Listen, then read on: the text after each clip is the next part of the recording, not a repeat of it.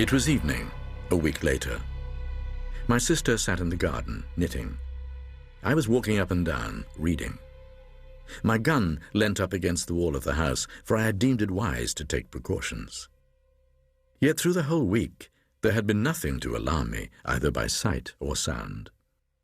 I was, as I have said, reading and somewhat engrossed in my book.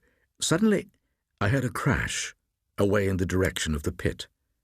I turned and saw a tremendous column of dust rising high in the evening air. My sister had risen to her feet in fright. Telling her to stay where she was, I snatched up my gun and ran towards the pit. As I neared it, I heard a loud, rumbling sound, and up from the pit drove a fresh volume of dust. Then the noise ceased, though the dust still rose tumultuously. I reached the edge and looked down, trying to see through the reek. At first it was impossible to make anything out. Then as I stared, I saw something below to my left that moved. I looked intently towards it, and presently made out another, two dim shapes that appeared to be climbing up the side of the pit.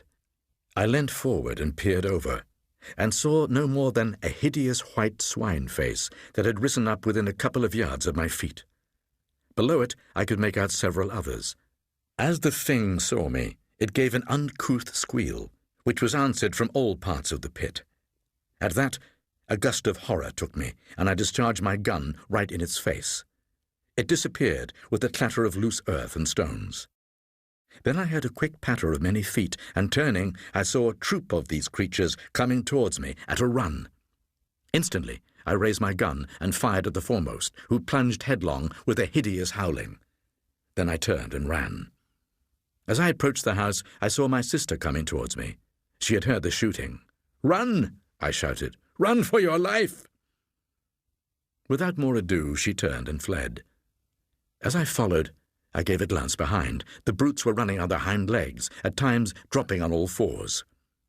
Ahead, I could see the back door. Luckily, it was open. I was some half-dozen yards behind Mary now, and my breath was sobbing in my throat. Then something touched my shoulder. I turned and saw one of those monstrous pallid faces close to mine. With a sudden effort, I swung my gun by the barrel and brought it crashing down upon the creature's head. The thing dropped with an almost human groan. Even this short delay had been nearly sufficient to bring the rest of the brutes down upon me, and I turned and ran. Reaching the house, I burst into the passage, then slammed the door, just as the first of the creatures rushed against it. My sister sat gasping in a chair. She seemed in a fainting condition, but I had no time to spend on her. I had to make sure that all the doors were fastened. Fortunately, they were. The one leading from my study to the garden was the last I checked, and I could hear something scratching on the panels. Evidently, some of the brutes were feeling with their claw hands to discover a means of ingress. That the creatures should so soon have found the door assured me that they must not be regarded by any means as mere animals.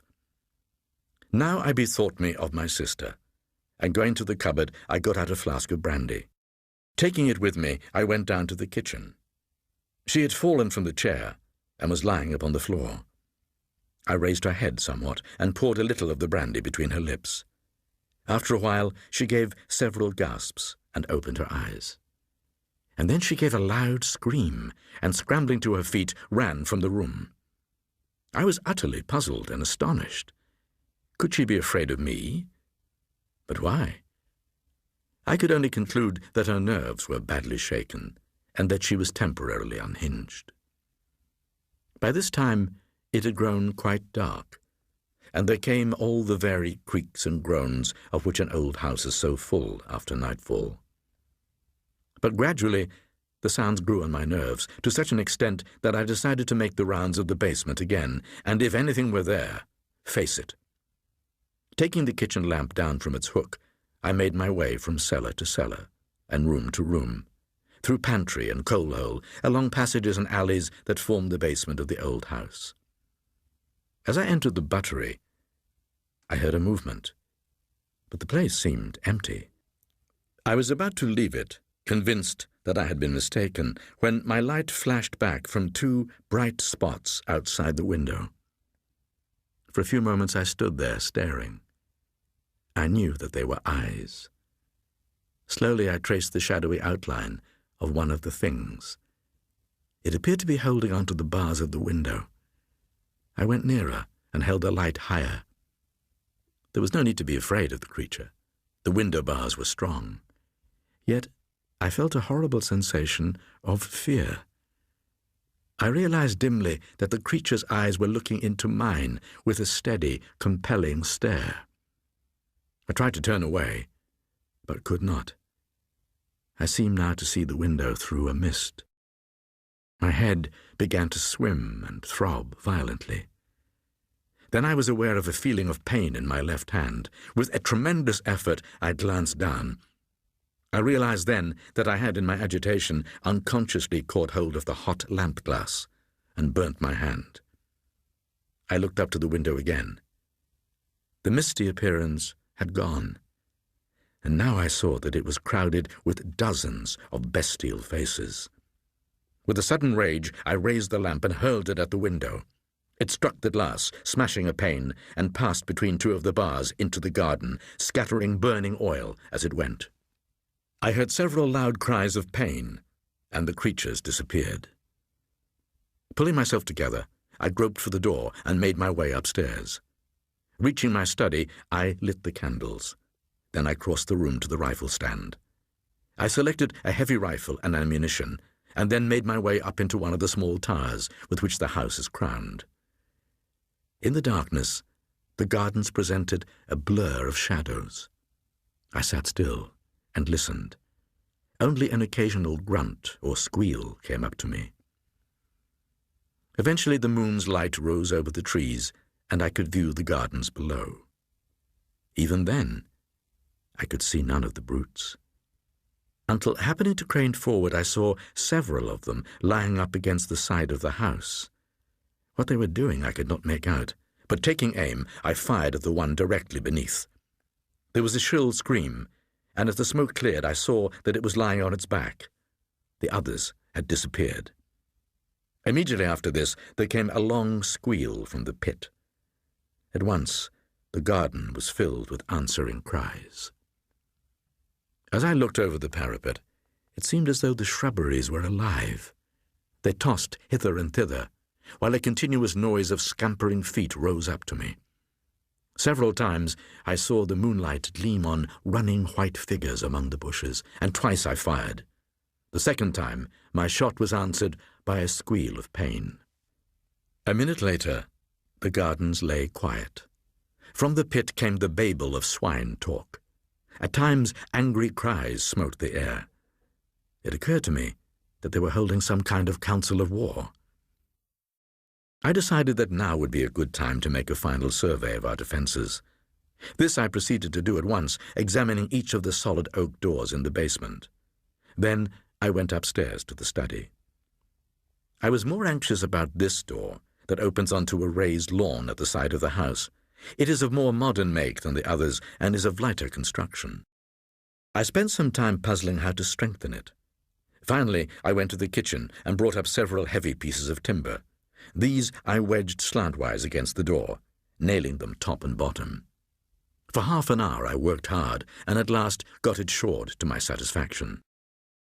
Then, feeling easier, I proceeded to attend to one or two matters before returning to the tower. It was whilst thus employed that I heard a fumbling at the door, and the latch was tried. Keeping silence, I waited. I heard the creatures grunting to one another softly. Then suddenly there was a quick, low grunt, and the door creaked under a tremendous pressure. It would have burst inwards but for the supports I had placed. The strain ceased, and there was more talk. Instantly, for it was no time to hesitate, I grabbed my rifle and ran up the stairs. This time it was not to one of the towers that I went, but to the flat leaded roof itself. Once there, I raced across to the parapet and leaned over, looked down. As I did so, I heard the short, grunted signal and caught the crying of the door under assault. I aimed quickly and fired. From below rose a shrill wail, and the door ceased its groaning. Then, as I took my weight from off the parapet, a huge piece of the coping stone slid from beneath me and fell with a crash among the disorganized throng beneath. Several horrible shrieks quavered through the night air, and I heard a sound of scampering feet. Cautiously, I looked over. In the moonlight, I could see the great coping stone lying across the threshold of the door. I thought I saw something under it. Several things. White. And so a few minutes passed.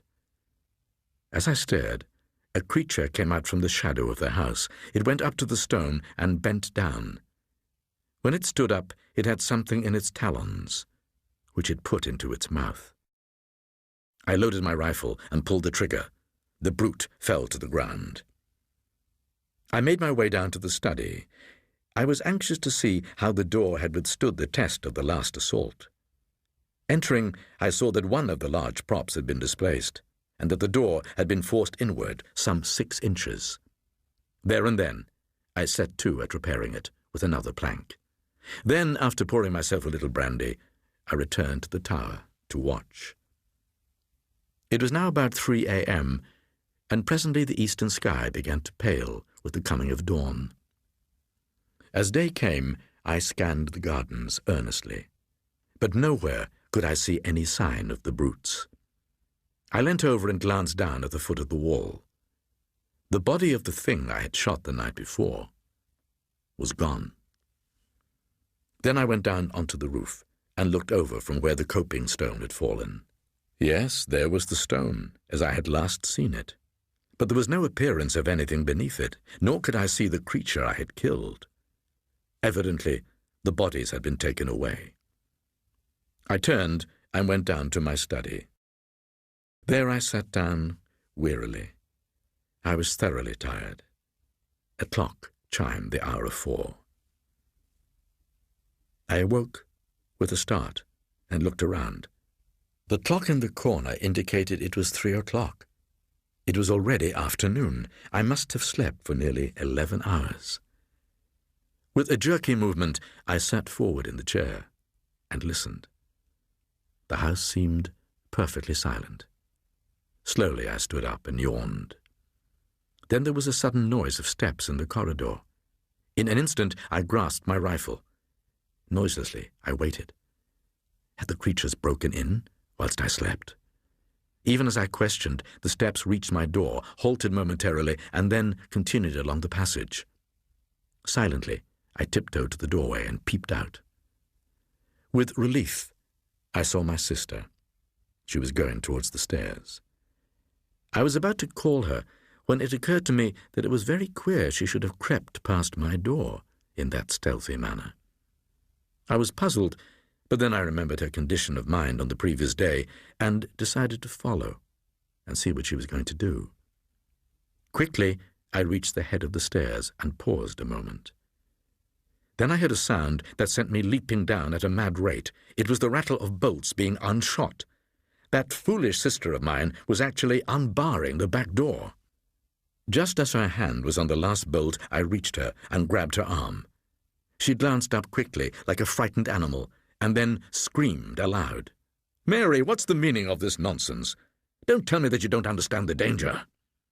To this, she replied nothing, only trembled violently, gasping and sobbing.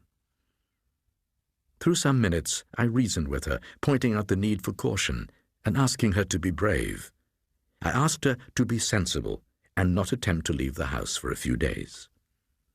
At last, I ceased in despair.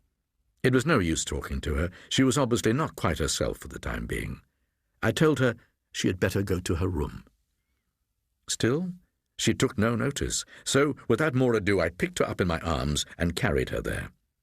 At first she screamed wildly, but had relapsed into silent trembling by the time I laid her upon her bed. She was quiet enough, neither speaking nor sobbing, just shaking in a very ague of fear. I took a rug from a chair and spread it over her. I could do nothing more, and so crossed to where Pepper lay in his basket. My sister had nursed him since his wound, and I was pleased to note that, in spite of her state of mind, she had looked after the old dog carefully. Stooping, I spoke to him, and he licked my hand. He was too ill to do more. The rest of the day, I spent between the tower and my study. For food, I brought up a loaf from the pantry, and on this and some claret, I lived for that day. What a long, weary day it was. As the evening drew on, I made preparations for spending a second night in the tower, taking up 2 additional rifles and a heavy ulster. After that, I made the round of the house again, paying particular attention to the props on the study door. Then, feeling that I had done all that lay in my power to ensure our safety, I returned to the tower. Slowly the hours passed, without anything unusual happening, and the moon rose, showing the gardens apparently empty and silent. Towards morning, I began to grow stiff and cold with my long vigil. Also, I was uneasy concerning the continued quietness of the creatures. Once or twice, the thought came to me that perhaps they had gone, but in my heart, I found it impossible to believe that it was so. At last, I resolved to take a walk through the house, first calling in at the study for a glass of brandy to warm me. This I did, and while there, I examined the door carefully, but found all as I had left it the night before. The day was just breaking, but it was still dark in the house, and I took one of the study candles with me on my way round. But everything appeared to be in order, and I was on the point of extinguishing my candle when I thought to have another glance around the cellars.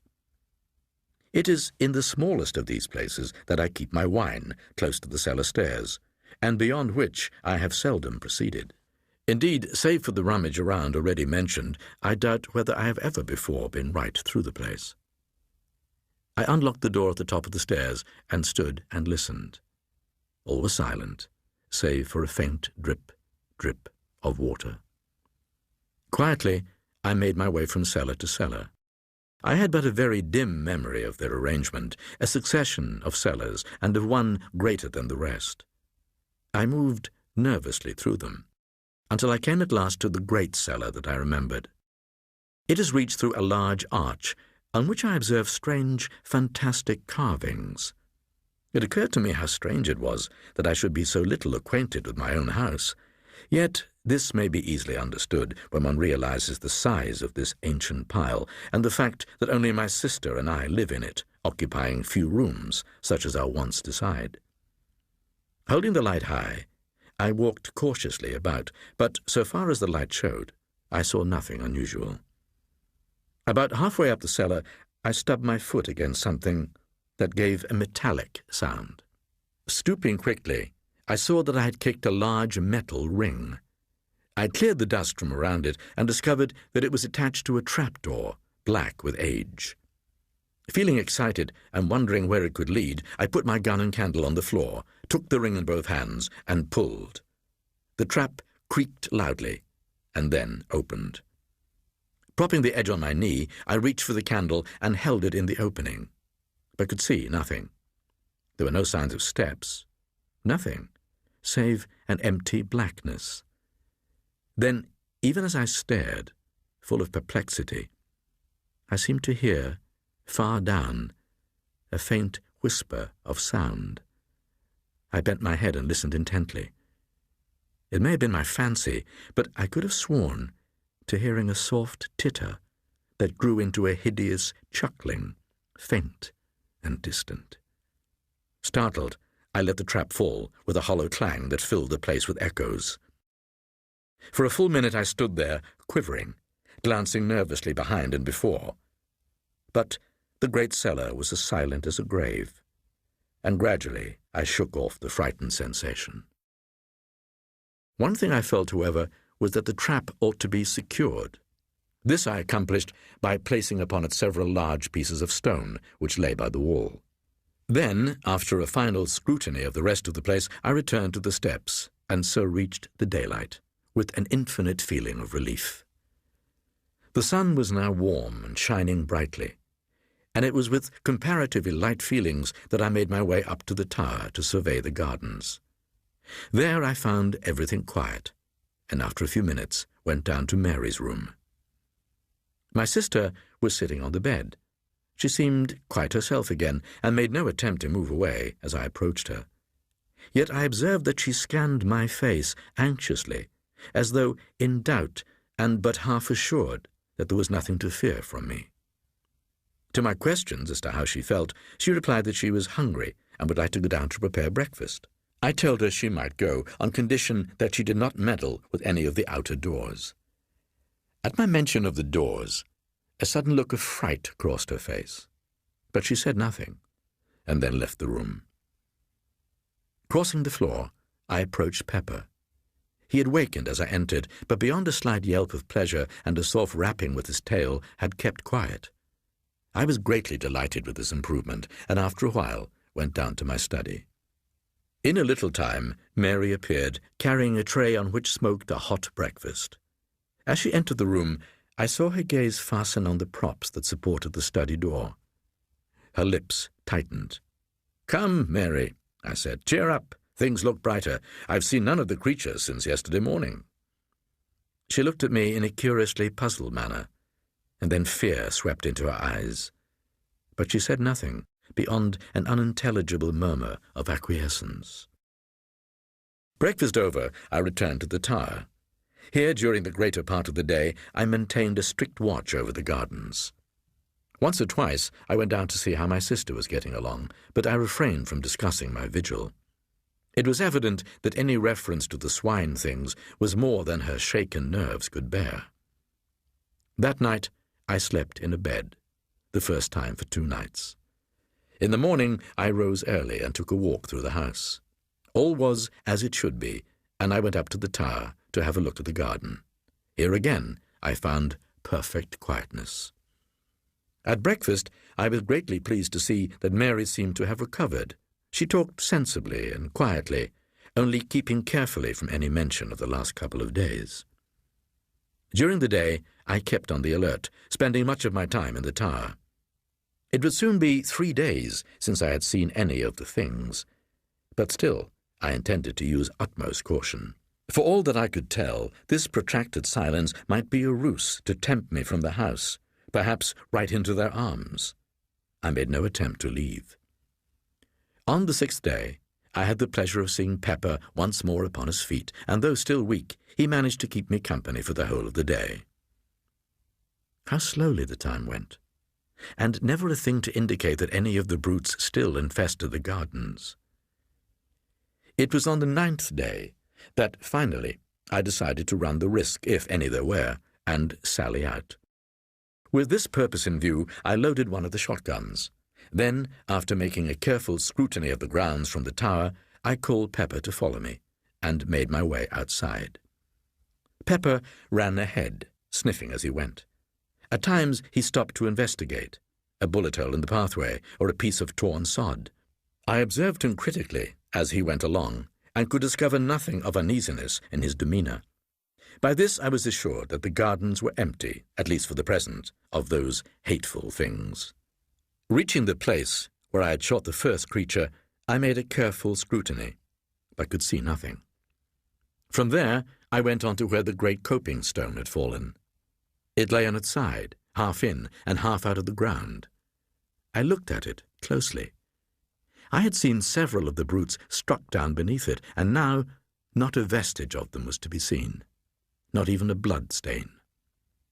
I felt puzzled as I turned the matter over in my mind, but I could think of no plausible explanation, and after looking around the surrounding gardens, I set off for the pit. On the way, I kept a sharp outlook, holding my gun in readiness. But Pepper was running ahead, I noticed, without any apparent hesitation. From this I augured that there was no imminent danger to be apprehended, and I followed quickly in his wake. He had reached the top of the pit now, and was nosing his way along the edge. A minute later I was beside him, looking down into the pit. For a moment I could scarcely believe that it was the same place, so greatly was it changed. The dark, wooded ravine of a fortnight ago, with a foliage-hidden stream at the bottom, no longer existed.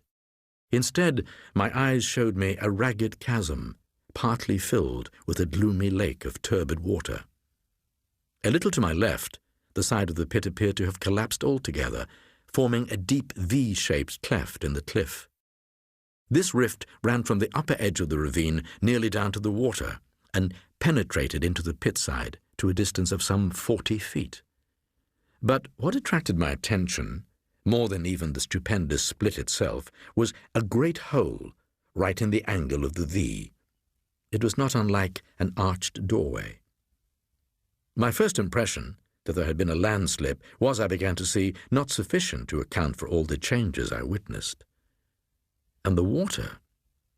I turned suddenly, for I could hear the noise of running water. I could see nothing, but it seemed to come from somewhere at the east end of the pit. Slowly, I made my way in that direction, the sound growing plainer, until I stood right above it.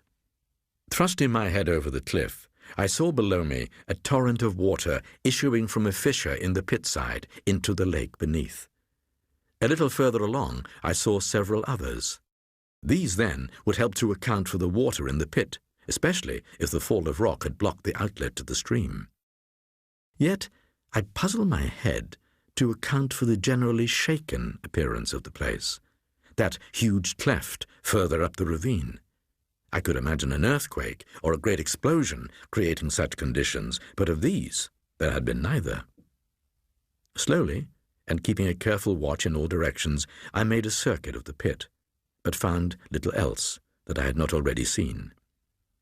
For a while longer I loitered about, keeping my eyes and ears open, but still without seeing or hearing anything suspicious. All this while, Pepper had shown no signs of uneasiness. So far as I could see, his attention had been taken with sniffing among the grass at the edge of the pit. At times he would leave the edge and run along towards the house as though following invisible tracks, but in all cases returning after a few minutes. I had but little doubt that he was tracing out the footsteps of the swine things, and the fact that each one seemed to lead him back to the pit appeared to me proof that the brutes had all returned to whence they came.